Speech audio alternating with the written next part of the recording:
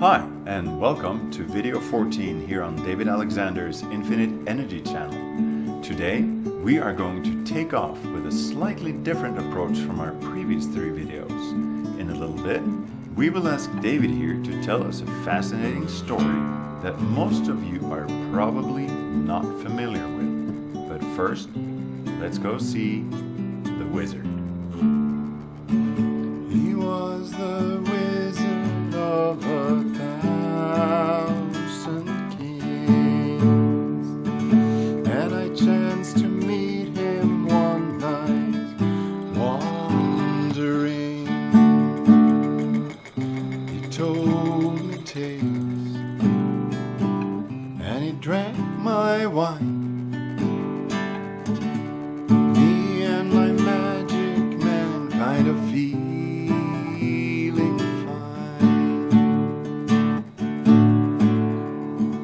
He had a cloak of gold and eyes of fire, and when he spoke I felt his deep desire to free the world from its fear and pain, and help the people to feel free again. Why don't we listen to the voices in our hearts? For then I know we'll find we're not that far apart. Everybody's got to be happy, everyone should sing. For I know the joy of life, the peace that love can bring. Thus spoke the wizard in his mountain home. The vision of his wisdom means we'll never be alone, and I will dream of my magic night and the million silver stars that guide me with their light.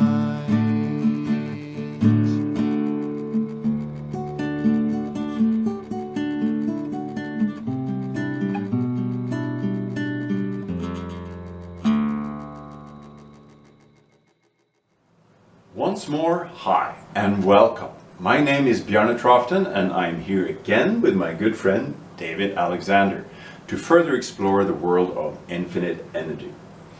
In our previous 3 videos, we covered Dr. Peter Lindemann's reasons for why we don't have infinite or free energy available yet. They're well worth watching if you are not already familiar with Dr. Lindemann's important insights. But now, David, you have told me that you want to introduce another important topic to our viewers before we go delving deeper into infinite energy technology itself. And that topic is, why do so few people now believe that infinite energy or free energy is actually real? Thank you, Bjarne, and welcome, viewers. So why do so many people believe infinite energy is not real? We have already presented the valuable ideas from Dr. Lindemann. One can say that infinite energy, others call it free energy, has been highly suppressed in the general media. That is true, but there is more to it. I believe a key reason is people's belief systems. That is, what we are willing to believe or not willing to believe. So David, we hinted in our last video that something is in the air. Is that a lead-in to what we will present now? Probably the best lead-in we will ever have. Our topic in this video is how the human belief system can shift, even quickly, from consensual reality, a consensus of what nearly everyone believes, to true reality, which means what is. I truly hope I live long enough to see the shift towards widespread acceptance occur for infinite energy technology. For our example of such a shift occurring for a new technology, we will take a look at the lives of two of the most important inventors in United States history, the Wright brothers, Orville and Wilbur.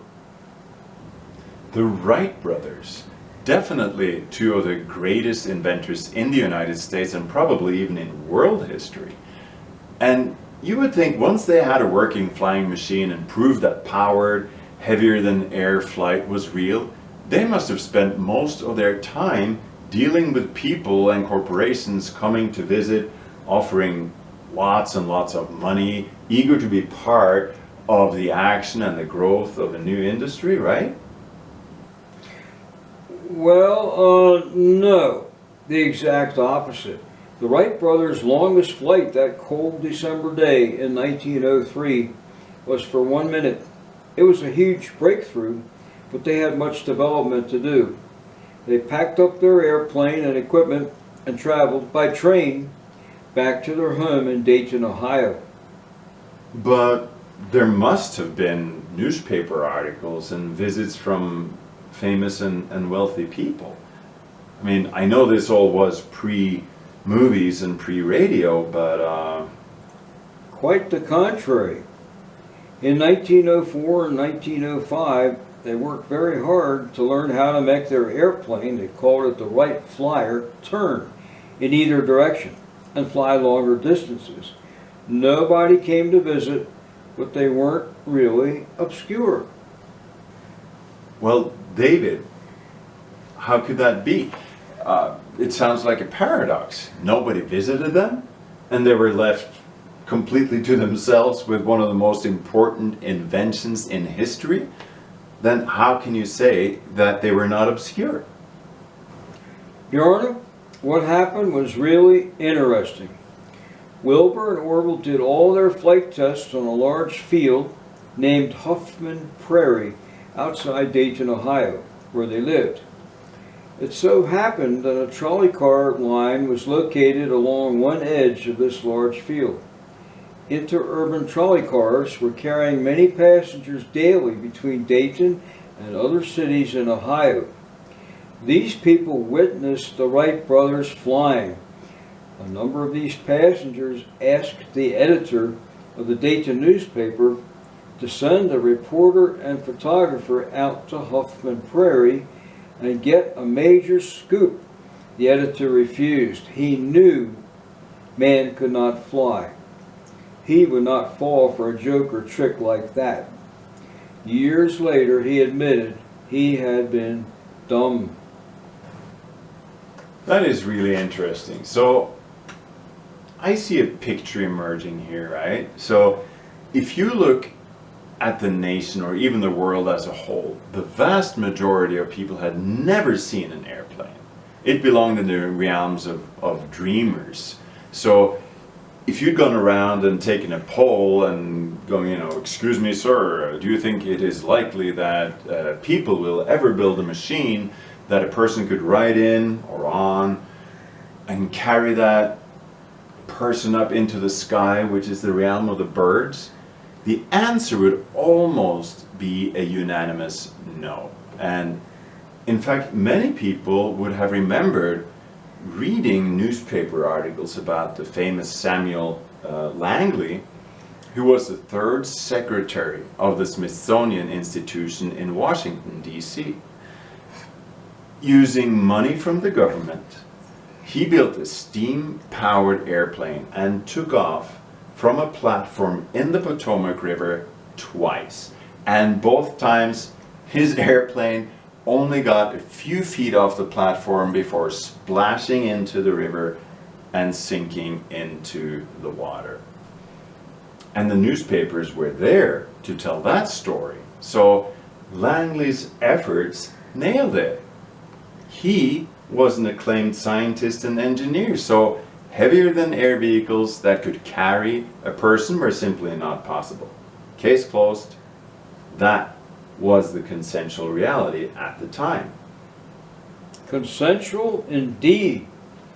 However, if one had interviewed those interurban passengers we referred to who had seen with their own eyes Wilbur and Orville flying high above Huffman Prairie, the answer would have been different. Heavier than air, people carrying machines that could fly up into the air were real. These interurban passengers had witnessed this, and therefore, on this subject, they knew true reality. So, David, then were the Wright brothers able to sell any of their airplanes from about 1906 when they had finally developed it into a marketable product up till this big event you have been talking about, which took place in 1909? They really tried, but it was a slow process. Ironically, there was more interest in Europe than in the United States. There's a saying about a prophet having more honor in other countries than in his own. Interesting. So, David, while you weren't looking, I peeked at your notes, so I know that this big game changer happened in New York City in 1909. So now, let us know what happened. What is the story? You bet. In late September and early October 1909, New York City was holding a tricentennial celebration for Henry Hudson's discovery of Manhattan and the Hudson River. The Wright brothers were invited to make paid exhibition flights over the water around New York City. Orville was busy making demonstration flights in Germany at that time, so Wilbur accepted the job. A bit of interest was added by the presence of another aviator, Glenn Curtiss. The Wrights had just filed suit against him for patent infringement of their control systems. On September 29, 1909, Wilbur made 2 short flights around New York Harbor, which lasted 7 and then 5 minutes. These flights got huge press publicity. It was sensational, and Glenn Curtiss said it was too windy for him to fly. On October 4, 1909, just 5 days later, Wilbur flew along the west shore of Manhattan and then returned back to Governor's Island, 21 miles in 33 minutes. The anticipation among those who had showed up to witness it was sky high. According to the Wiki article, as many as 1 million people witnessed the flight. In my opinion, at that very instant, the consensual reality of most of them necessarily changed quickly to true reality. Yes, man could fly in a heavier-than-air vehicle because they had seen it with their own eyes. So they had seen it with their own eyes, and then immediately the very people they had ridiculed up to almost that very moment were the greatest heroes they could think about. What is going on there? What's happening there is part of the shift from consensual reality to true reality. It's a complete turnaround of events. In fact, many years ago, a man named Nicholas Klein, giving a speech in Baltimore, Maryland, to the Amalgamated Clothing Workers, said that first they ignore you, then they laugh at you, then they attack you, then it shifts. They praise you, want to build your monument, and then in fact, sometimes other people have said, and the next part of that, they said, well, it was a great idea and we came up with it first. Yes, and people will make all kinds of claims like that, but in the light of history, we know that that honor for this particular example belonged to the Wright brothers, and the world has never been the same. That's right. Once that consensual bubble was finally popped, which said that manned heavier than air flying machines are impossible, there was nothing stopping its development. And now, the worldwide revenue of commercial airlines has grown to nearly 1 trillion, that's trillion with a T, dollars per year. The reference is below. So we ask, when will the consensual bubble labeled infinite energy is not real finally be popped so that this true reality can be born, grow, expand, and assume a far larger role in the world than that of aviation? Yes, David, let us see if we can find some helpful information to assist in that a little bit further down Video Road. For now, thank you all for watching. Yes, thank you for watching, and we look forward to seeing you for our next video.